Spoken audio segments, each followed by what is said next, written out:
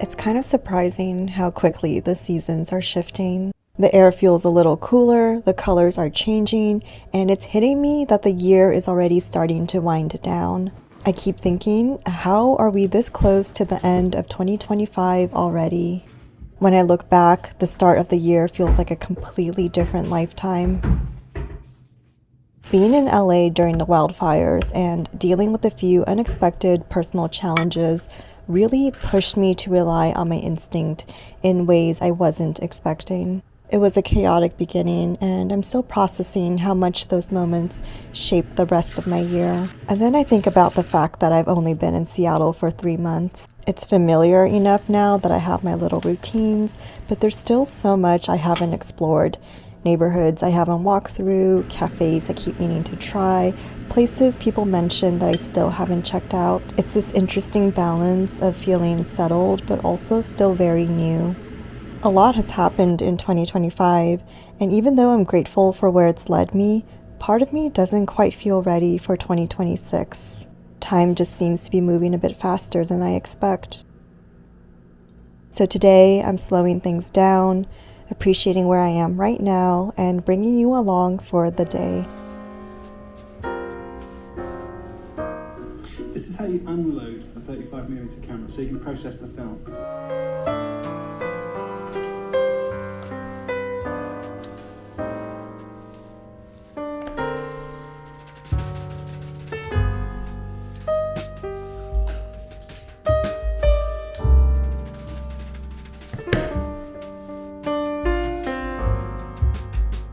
Hi, welcome to the vlog. So I'm still relatively new to Seattle. I've been here almost 3 months, so there's so many neighborhoods that I have yet to explore, and we're going to be checking one of them out today. The initial reason that I wanted to go to this particular area was because they have a creative reuse store there. So for those of you who don't know what a creative reuse store, it's an amazing concept. It's basically a thrift store, but focused on arts and crafts supplies. As you may have seen in my moving out vlog, I did a huge clean out of all my props and accessories for photography right before I moved here. So I decided I would take a look and see how I can possibly replenish my props closet, and I thought it'd be fun to take you guys along with me to see what this type of store looks like. And of course, along the way, we're going to run a few fun errands, such as dropping off the film, and we're also going to check out a few bookstores and maybe a cafe or two.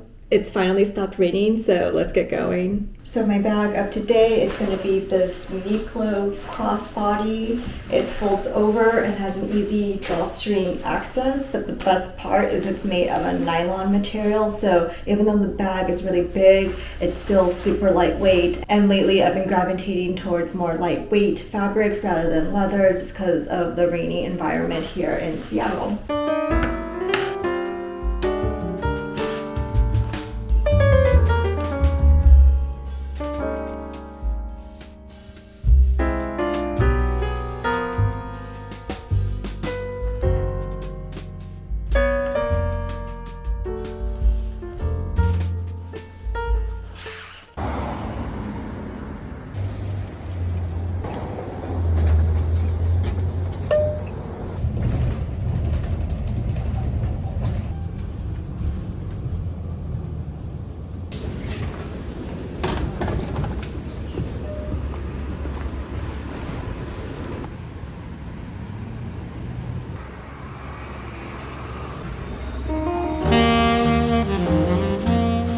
Let me give you a quick tour of the Seattle ReCreative space first. They have different sections for specific types of supplies, all clearly marked. Similar to thrift stores, creative reuse shops rely on donations. Almost all of the ones I've been to are community run or mom and pop operated.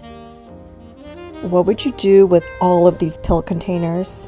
These types of shops can be really overwhelming or feed into impulse buys, so I recommend coming with a list, a budget, or a friend. Sometimes creative reuse shops are also a great place to find holiday or seasonal decor. And I'll always encourage you to find the free items shelf. They almost always have one in these places.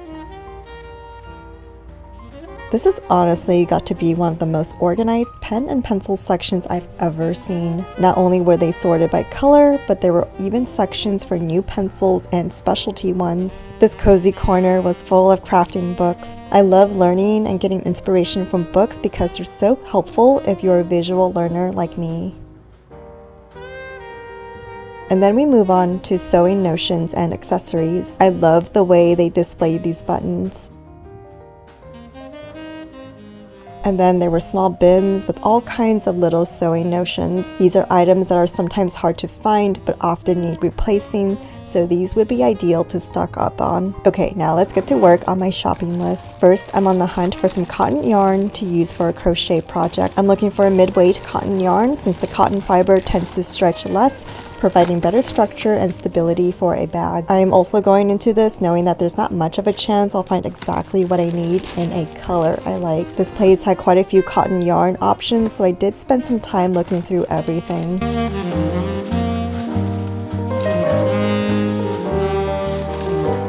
Eventually, I found this cotton nylon blend yarn. I like that it was a dark color with a slight sheen and would make a really cool looking crochet bag since the shine would bring out the textures. Now let's see what supplies they have for my painting hobby. I was looking for watercolor paper but got distracted by their other options. I still need art on the walls in my apartment, so I thought I would give this drawer a try. It's honestly so easy to get distracted and sidetracked in these types of stores. Some of these types of papers I've never heard of before, so of course I had to take a peek. Okay, finally I spot what I've been looking for. And just my luck, it was the only empty drawer. Of course, I got distracted by everything else on my way to the paint section.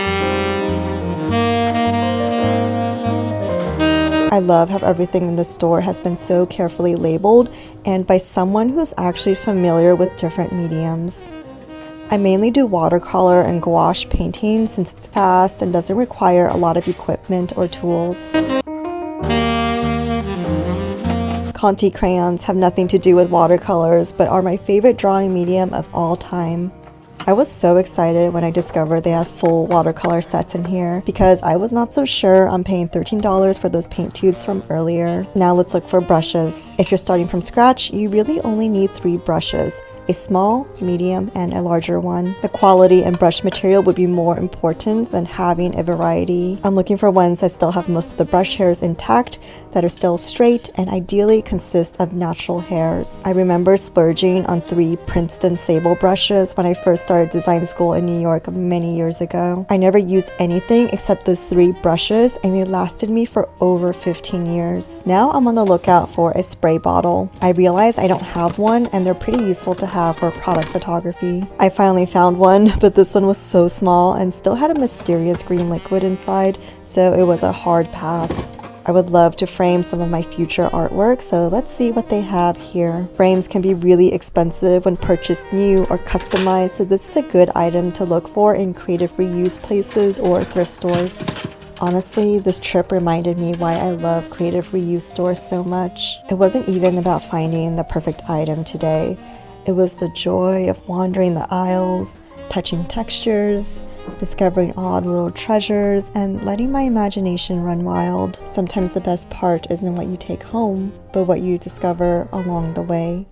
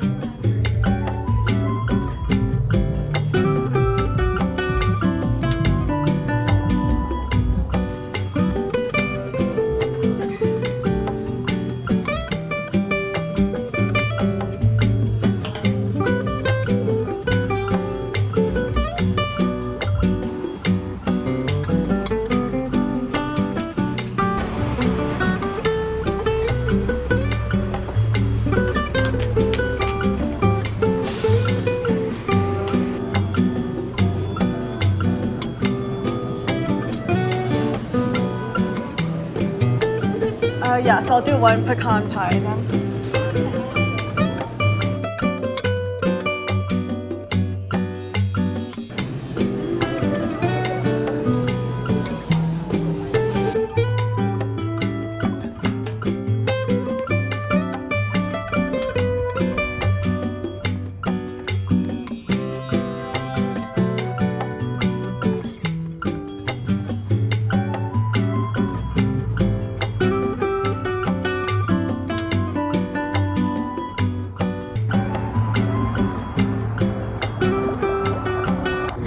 Scans, did you want to go with TIFF? Yeah, TIFF would be great. Okay.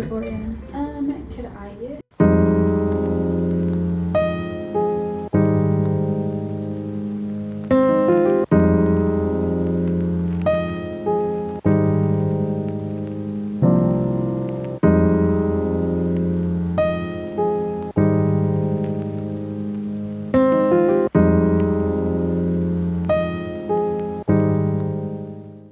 Hi, I'm back from our little Greenwood Phinney Ridge adventure, and I thought I would do a little quick haul on the items that I did end up getting from Seattle ReCreative.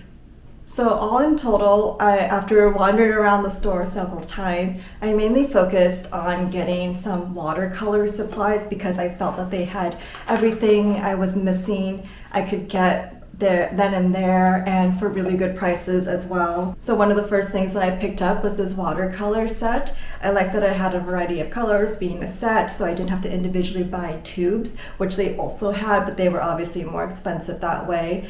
I know a lot of times in sets it's often not the best quality, but since I'm just easing back into doing watercolors and painting, quality probably doesn't matter as much to me. It's not like I'm a masterpiece artist or anything. So this came in at $2. And I ended up getting a separate mini palette instead, and this is where I can mix all the different colors I'll be using for my future painting. And this one was priced at 40 cents. So I can't paint without brushes. So I got, my trusty trio of brushes that I always recommend whenever starting out a new brush collection, which in this case I am doing. So basically I always like to get a large, medium, and small brush, but keep in mind this is in proportion to the size of the canvas you usually like to paint in.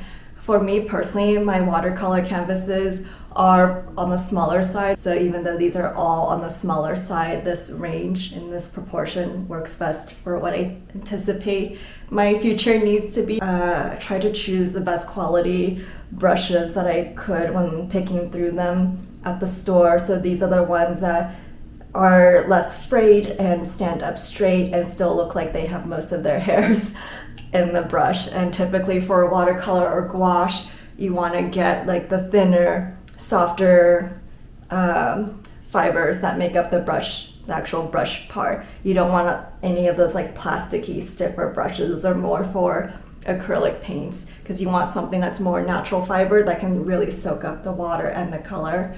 I have no idea what this material is for the brushes. I have a feeling they're synthetic, but they really mimic like natural bristles for higher end watercolor brushes, so I feel like these could still work really well. So I'm excited to give these a try. The prices on these brushes kind of varied from 75 cents for the biggest one to these smaller ones were 50 cents each. And then just because I didn't have one already, I just bought a random glass container for to put my water in when I paint. So I have this one, and this was 60 cents, I believe. And finally, I knew that I had a couple of pencils that I could use for drawing, but for whatever reason, I just could not remember if I owned an eraser or not. So I just picked up one of these pink erasers, and I have no idea how much this was, but I'm pretty sure it was like 50 cents or less. So yeah, that's all I ended up getting from Seattle ReCreative. In the beginning, you might have seen me picking up a couple of pieces of yarn, but I ended up putting those back because for the project that I had in mind, it was like I couldn't find the correct yarn size, I couldn't find a correct crochet hook size, and a couple of other accessories that would have been really nice to have, I just couldn't find in the store. So I decided it wasn't really worth it to pick up the yarn if a lot of other key components were also missing. I am pretty set with crochet and knitting supplies. Like, this is what I currently have. It's like my knitting needles and crochet hooks collection. So as you can see, it is pretty solid. I also have this array of knitting needles. So I feel like I really should prioritize doing projects that I can with what I already have and just get the yarn that fits that. For those of you who may not know, I used to be a sweater and knitwear designer, hence why this was like my #1 hobby growing up and as a young adult as well. So I have amassed quite the collection, and it is one of those things I never really downsized on as I moved. I don't even know how many needles I have, how many sets I have, maybe like at least close to like 30, as embarrassing as that is. Yeah, these can get quite expensive, so I kind of like to hold on to these. This is like the one thing that in my life, in my possessions, that I have never ever decluttered. But all in all, like compared to the one other creative reuse store I've been to, this one was honestly a lot smaller. It was well organized, but I just didn't think that a lot of the collections of items really had anything to do with arts and crafts. Like with any type of thrift store, you really just have to pick through a lot of things, and a lot of times your luck kind of also just depends on when you go and what they happen to have there at that time. And so maybe today just wasn't it. Maybe it was only meant to be a watercolors day. I just got in this package from QCY. I've been working with them for a while, shooting a lot of various content for their headphones. It's honestly the only tech company I work with in terms of product photography, and so this is for their new headphones. So let's open it up together and see what's inside. Whoa, oh my god, this line got so beat up. I hope it's okay. Yeah, so these are their Bluetooth noise canceling headphones, and they sent me 3 different colorways. So we have the black, we have the white, and the gray. And this shade of gray, if it looks anything like the photo, is actually really pretty. It's like a warm gray taupe color. Yeah, so let's open them up and see what each of the colorways looks like, because I know you want to see it as much as I do right now. Oh wow, this is so pretty. I love this color. Yeah, this gray color is so beautiful. I feel like you don't usually see this color for headphones, so it's really something special. And I love the metallic detail at the top of the head part. That's really nice. It's like really edgy and elegant and minimal and cool at the same time. Maybe I'll keep these for myself after the shoot. I don't know. Yeah, and the ear part feels just like so plush and comfortable as well. Look at that. Okay, let's see what the other colors are. I'm excited. Yeah, so we've got the white and the black colorway. So cute. These are seriously so cool and elegant looking. I really love them. Yeah, so I'm really excited to start working with these. I'll be shooting photos for autumn and holiday with these headphones.